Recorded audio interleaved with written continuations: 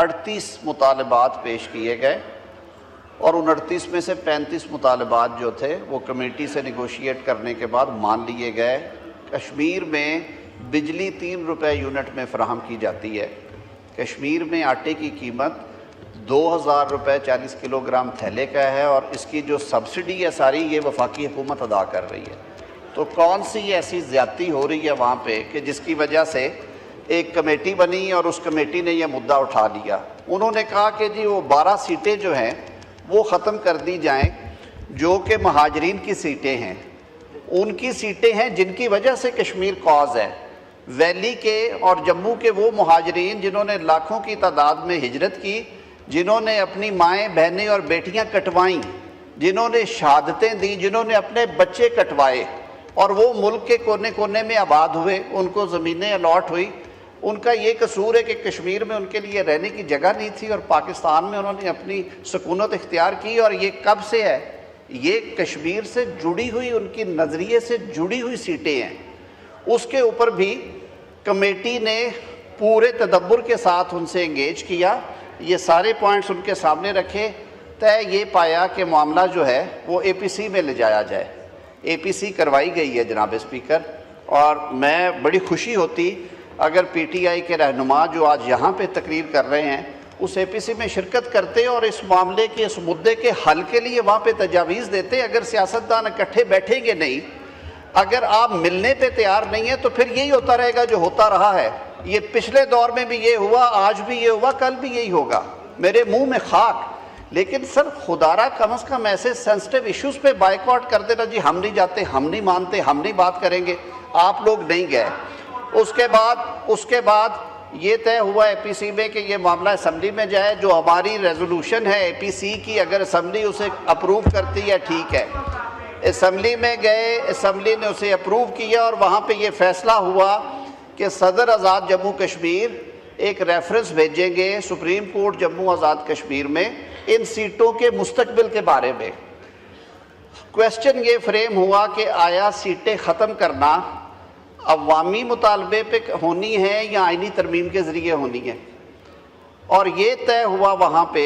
یہ سوال یہ اٹھایا گیا کہ آیا حکومت کے یا اسمبلی کے آخری 6 دنوں میں اتنی اہم آئینی ترمیم ہونی چاہیے جو کہ کشمیر کے نظریے سے جڑی ہوئی ہے، یا یہ نئی آنے والی اسمبلی کا مینڈیٹ ہونا چاہیے کہ لوگ ووٹ دیں اس مطالبے کے سامنے رکھ کے کہ جی یہ ہوں گی یا نہیں ہوں گی۔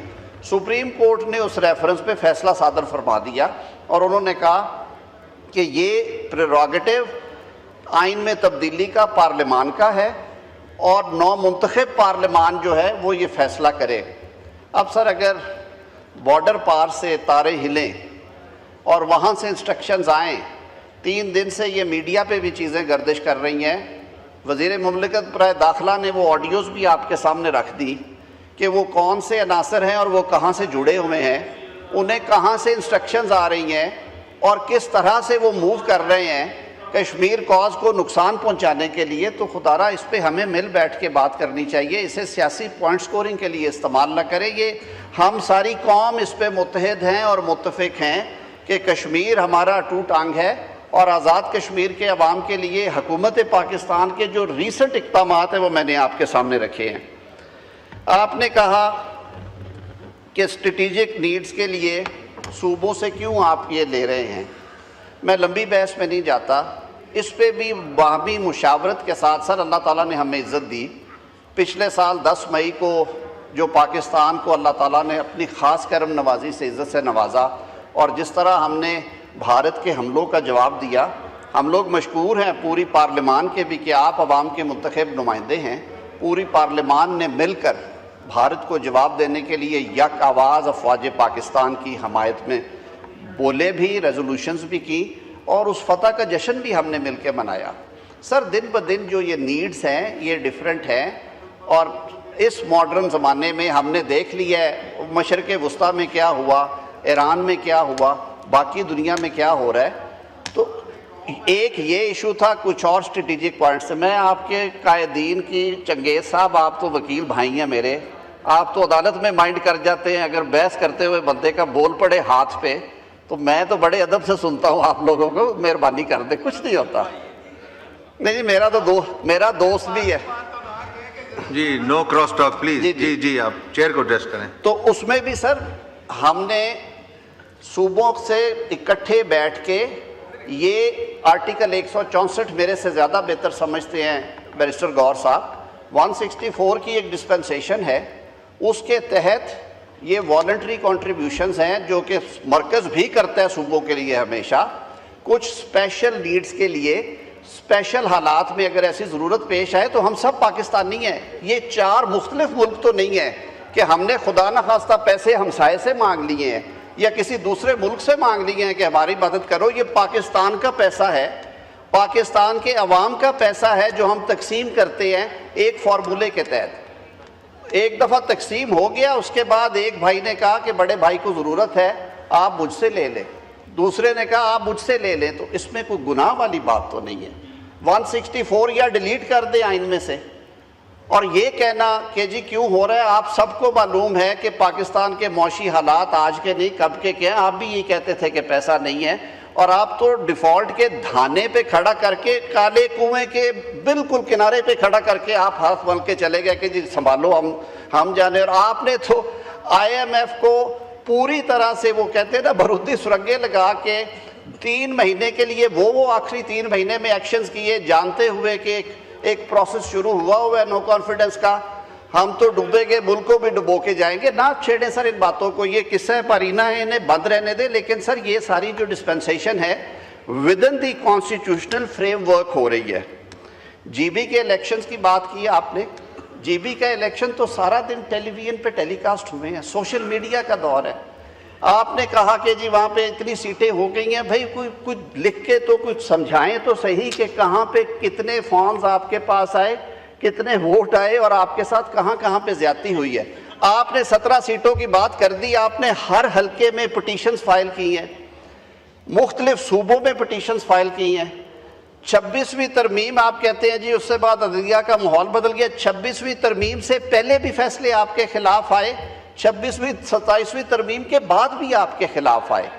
جہاں پہ بنتا تھا کیس آپ کو ملا, اگلے روز اخباروں میں شاید سرخیاں تھی, کسی نے ریسرچ کر کے لگایا ہوا تھا کہ یہ جو کہتے ہیں کہ جی سارے پاکستان کے ووٹ ہم ہی نے لیے ہیں اور سارا پاکستان نے ہمیں ہی منتخب کیا, اور یہ ساری جماعتیں جو ہیں پتہ نہیں یہ کہاں تھی, یہ خلا میں تھی.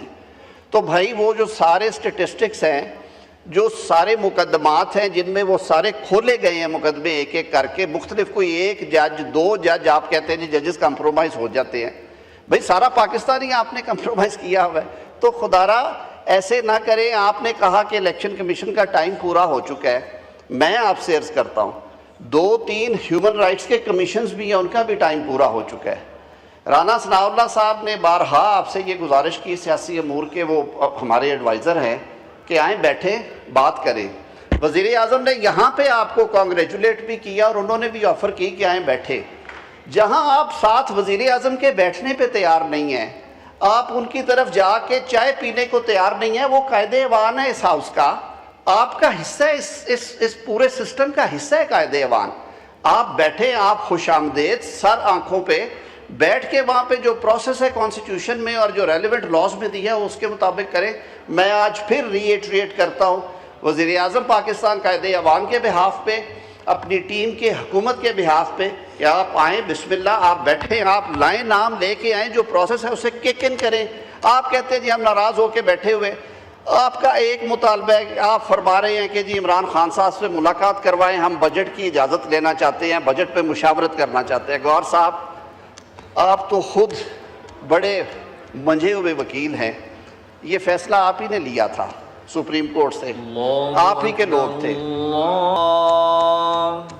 میں سر بس کنکلوڈ کروں گا. ذوالفقار بھٹا کیس میں آپ نے مٹھائیاں تقسیم کی تھی جب سپریم کورٹ آف پاکستان نے کہا کہ سزا یافتہ شخص جو ہے وہ کسی قسم کے سیاسی فنکشنز ڈسچارج نہیں کر سکتا, وہ پارلیمان کے فیصلے نہیں کر سکتا, وہ ٹکٹیں جاری نہیں کر سکتا, وہ پارٹی کا سربراہ نہیں رہ سکتا, وہ پولیٹیکل ڈائریکشنز نہیں دے سکتا. اس وقت تو جب میاں نواز شریف کے بارے میں یہ فیصلہ آیا, آپ کے دوستوں نے, آپ لوگوں نے مٹھائیاں بانٹی, ٹی وی کے شوز پہ بیٹھ کے آپ نے کہا کہ آج انصاف کا بول بالا ہوا ہے, اور ایک جو کنوکٹڈ شخص ہے اس کے بارے میں یہ طے کر دیا گیا ہے کہ وہ کیا کر سکتا ہے, اور سپریم کورٹ کا فیصلہ ہے. ذوالفقار بھٹا کیس میں آپ سے بہتر کون جانتا ہے؟ ہم تو تب بھی روتے تھے سر. میں عرض کر رہا ہوں جی پہلے سپریم کورٹ نے ڈسکوالیفائی کیا کنوکشن. نہیں سر میں نہیں کر رہا. تو میری سر عرض یہ ہے کہ یہ قصہ پرینہ ان کو چھوڑے. آپ نے آج کہا کہ آپ اس پروسیس کو شروع کریں. بجٹ کے اوپر بریفنگ کے لیے ہم حاضر ہیں. آپ کی پری بجٹ بریفنگ کے لیے بھی حاضر ہیں. اپوزیشن کی آپ بیٹھے ہمارے ساتھ. وزیر اعظم صاحب کی ہدایت ہے کہ آپ کے تمام سوالوں کے جواب ہونے چاہیے. پرائم منسٹر نے فلور آف ہاؤس پہ آپ کو آفر کی ہے. لیڈر آف اپوزیشن کو میں پھر کہتا ہوں آپ لوگوں کو کہ آپ جو اپوائنٹمنٹس کے پروسیسز شروع کرنا چاہتے ہیں آپ آئیں. آپ کو چائے بھی پلائیں گے, آپ سے بات بھی کریں گے. یہ آئین میں لکھا ہوا ہے, ہم اس سے روگردانی کیسے کر سکتے ہیں, لیکن ماحول تو بنائیں.